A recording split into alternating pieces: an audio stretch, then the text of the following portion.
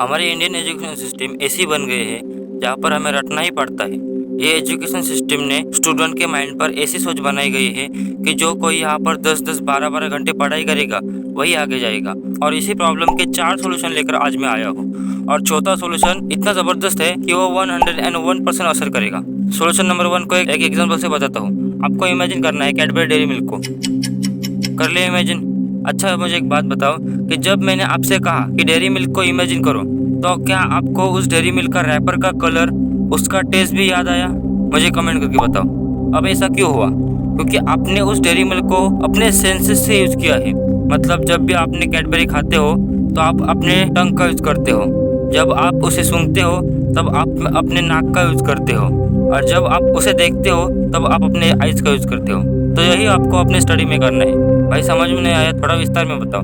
देखो, maximum student क्या करते हैं कि वो जब पढ़ते हैं तो वो सिर्फ चीज़ों को रीड करते हैं, लेकिन इस टेक्निक के अनुसार आपको क्या करना है कि आप जो भी पढ़ो उसे साइड बाय साइड लिखते जाना है। आपको कोई पार्ट पसंद आया तो आपको उसे लिख लेना है। ऐसा करके आप ज़्यादा सेंसेस का यूज़ करोगे।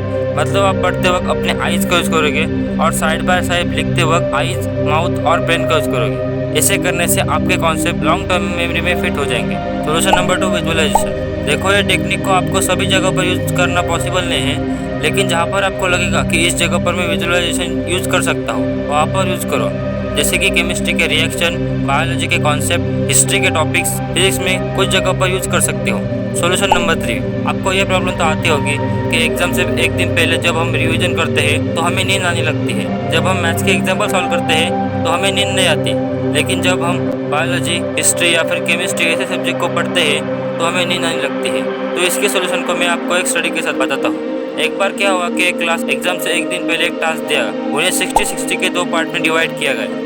अब उनमें से 60 स्टूडेंट को ये कहा कि तुम्हें 12 घंटे रिवीजन करनी है, और बाकी के जो 60 स्टूडेंट थे उन्हें यह कहा गया कि तुम्हें आज सेल्फ टेस्ट देना है। और जब रिजल्ट आया तब सब हैरान हो गए। जो दूसरे वाले 60 स्टूडेंट थे उनके मार्क बहुत ही अच्छे आए। अब ऐसा क्यों हुआ? जिन स्टूडेंट को 12 घंटे के रिवाइज करने को बोला था वो ज़्यादा से ज़्यादा 5 घंटे रिवाइज कर पाए और फिर उन्हें नींद आ गई। और बाकी के जो 60 स्टूडेंट थे उन्हें जब कहा गया कि सेल्फ टेस्ट दो, तब उनका दिमाग एक्टिव हुआ। क्योंकि जब हमारा दिमाग स्टडी, रिवाइज ऐसे शब्द सुनता है तो वो बोर हो जाता है और उसे नींद आ जाती है। और जब भी हमारा दिमाग टेस्ट ऐसे शब्द को सुनता है तो वो एक्टिव हो जाता है, और फिर वो सोचता है कि मुझे इस टेस्ट को पास करना ही होगा, और फिर वो अपने एफर्ट्स लगाता है। और उन 60 स्टूडेंट के साथ भी यही हुआ। जब उन्होंने टेस्ट दिया तब उन्होंने उनकी मिस्टेक को एनालाइज किया, और जो उन्हें नहीं आता सिर्फ उसी को रिवाइज किया। ऐसा करने से उन्हें नींद भी नहीं आई और उन्होंने जो पढ़ा था वो उनकी लॉन्ग टर्म मेमोरी में फिट हो गया। सोल्यूशन नंबर 4, देखो, इंसान जो है वो एप्रिसिएशन का भूखा होता है। उसे एप्रिसिएशन मिल जाता है तब वो अपने काम को पूरी शिद्दत के साथ करता है। आपने ये तो देखा होगा कि जो टॉपर स्टूडेंट होते हैं उन्हें तो हर कोई अप्रिशिएट करता है। अरे तू ही टॉप करेगा, और कौन है टॉप करने वाला?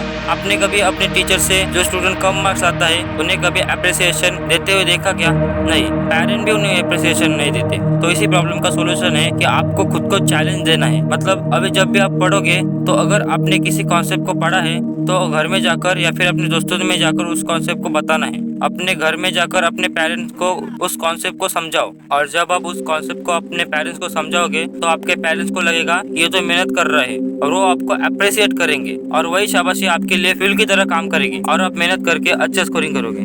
मैं आपको गारंटी के साथ बोल सकता हूँ कि इन 4 टेक्निक से आप फास्ट लर्नर बन जाओगे। अगर आपको ये वीडियो थोड़ी सी भी इन्फॉर्मेटिव लगी तो इसे लाइक करना ना भूलें, और अगर आपके किसी फ्रेंड को इस वीडियो की ज़रूरत हो तो इस वीडियो को ज़रूर शेयर करना। ऑन दिस पॉइंट शुक्रिया एवरीवन कि आप सब ने अपना कीमती वक्त मुझे दिया। मैं मिलता हूँ आपको किसी नई वीडियो में किसी नए टॉपिक के साथ। तब तक के लिए जय हिंद, जय भारत।